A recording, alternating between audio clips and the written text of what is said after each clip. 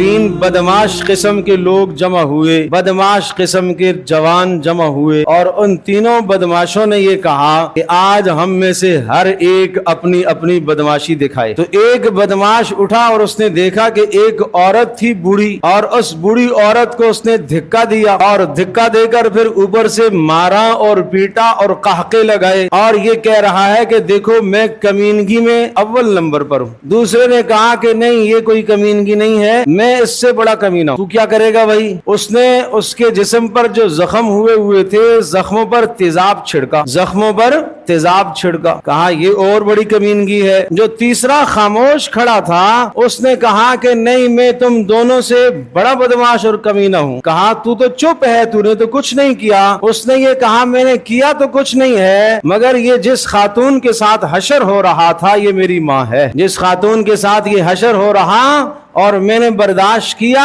یہ کیا ہے؟ یہ میری ماں۔ بس یہی مثال آپ سمجھ لیں کہ وہ فلسطین یا وہ غزہ وہ ہماری ماں ہے، اور امت مسلمہ اس وقت خاموش۔ ایک بدماش یلغار کر رہا ہے، تباہ و برباد کر رہا ہے، زخم لگا رہا ہے، دوسرا بدماش اوپر سے چھڑکاؤ کر رہا ہے، اور جو پھر چپ اور خاموش بیٹھے تو آپ اندازہ کیجیے۔